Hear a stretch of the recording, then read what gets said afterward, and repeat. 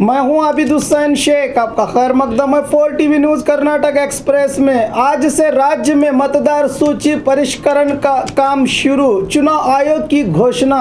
बेंगलुरु में press meet को संबोधित करते हुए कर्नाटक का चुनाव आयोग के मुख्य अधिकारी संजीव कुमार ने बताया कि हर साल की तरह इस बार भी राज्य के हर जिले में वोटर लिस्ट और नए नाम शामिल करने और मृत व्यक्तियों के नाम निकालने की प्रक्रिया सितंबर 1 से 15 तक की जाएगी। राज्य में 17 स्थानों के लिए उपचुनाव के बारे में पूछे सवाल का जवाब दिया कि इसमें अभी 5 महीने का समय है। सिर्फ कर्नाटक ही नहीं बल्कि दूसरे राज्यों के खाली स्थानों को देखते हुए एक समय देश में उपचुनाव कराए जाएंगे, कहा संजीव कुमार ने।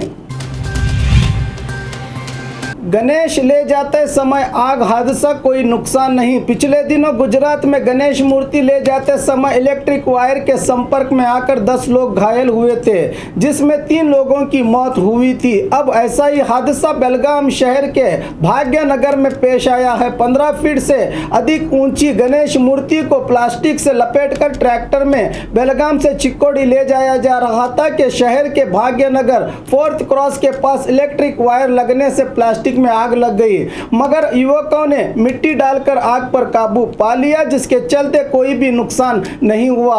एहतियात के तौर पर गणेश मूर्ति ले जाए जा रहे मार्गों की बिजली निकाली जाती है, मगर इस मार्ग की बिजली क्यों नहीं निकाली गई थी, इसका जवाब तो हेस्कॉम को ही देना होगा।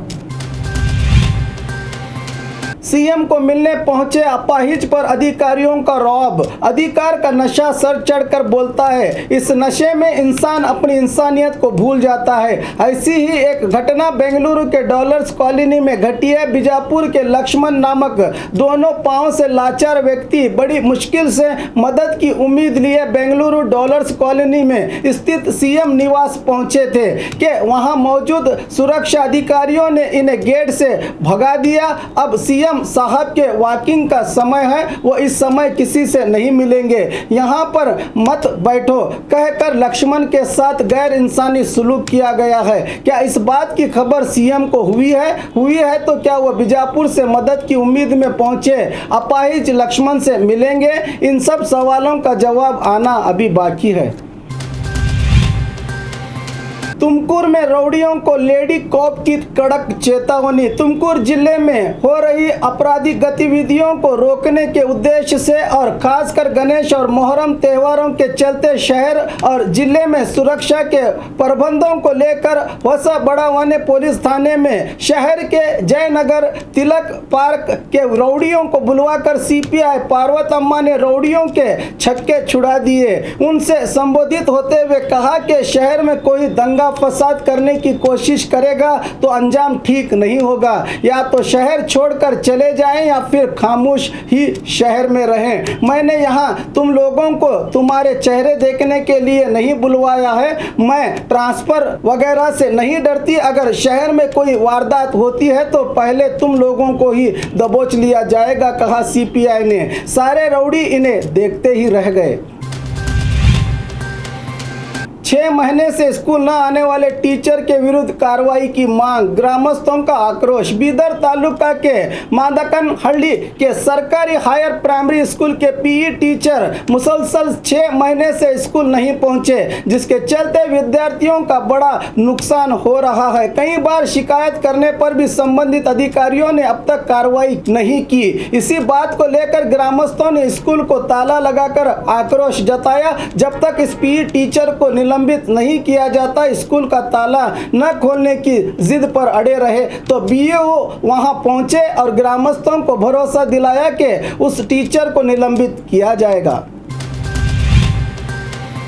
परिसर स्नेह गणेश, पीयूपी गणेश को अलविदा। पीयूपी सामग्री से बनाए जाने वाले गणेश से परिसर को हो रहे नुकसान को देखते हुए बीजापुर में नन्ना गिड़ा नन्ना भूमि नामक संगठन ने जागरूकता अभियान शुरू किया है, जिसके चलते संघ के पदाधिकारी घर घर पहुंचकर मिट्टी के गणेश मूर्तियों को खरीदने का जनता से निवेदन कर रहे हैं। इसी संघ के अध्यक्ष बसवराज बैचोड़ ने बताया कि शहर के 6 इलाकों में इस इसकी पहल की गई है। गोकाक तालुका के कोन्नूर ग्राम से करीब 10,000 मूर्तियां लाकर संघ की ओर से बेची जा रही हैं। इन रुपयों को बाढ़ पीड़ितों की सहायता के लिए देने की बात कही अध्यक्ष ने। बाढ़ पीड़ितों को जल्द अनुदान देने का आग्रह। राज्य के बाढ़ पीड़ितों को राज्य सरकार और केंद्र सरकार अनुदान देने में देरी कर रही है। इसी मामले को लेकर आज मैसूर में कन्नड़ पक्ष के अध्यक्ष वाटाल नागराज ने रेलवे स्टेशन के पास धरना दिया। बाढ़ थमकर करीब महीना होने को आ रहा है। केंद्र के मंत्री और अधिकारियों ने भी समीक्षा की है, मगर अनुदान कब मिलेगा? सवाल उठाते हुए कहा कि बाढ़ पीड़ितों की हालत खराब है, इन्हें जल्द से जल्द रुपया देना चाहिए ताकि रास्ते पर आए लोग अपनी व्यवस्था कर लें। 7 सितंबर को जब प्रधानमंत्री मोदी बेंगलुरु पहुंच रहे हैं, इस मौके पर उनसे निवेदन करने की बात बताई वाटाल नागराज ने। लॉज में व्यक्ति की आत्महत्या। बीजापुर जिला कोलार ग्राम के यूकेपी लॉज के रूम नंबर 103 में कल रात 10:30 बजे आए ग्राहक ने लॉज के कमरे में आत्महत्या कर ली है। मृत व्यक्ति की पहचान बसवन बागेवाड़ी तालुका मुतगी ग्राम निवासी 38 साल शीरशैल हरवाल के नाम से हुई है। जब सुबह दरवाजा नहीं खोला गया तो लॉज सिब्बंदियों ने कोलार पुलिस को जानकारी दी। मौके पर पहुंचे सीपीआई श्रीहट्टी पीएसआई अनिल कुमार ने दरवाजा खोला तो मामला सामने आया। आत्महत्या के कारणों का अभी पता नहीं चला। कोलार पुलिस थाने में मामला हुआ है दर्ज।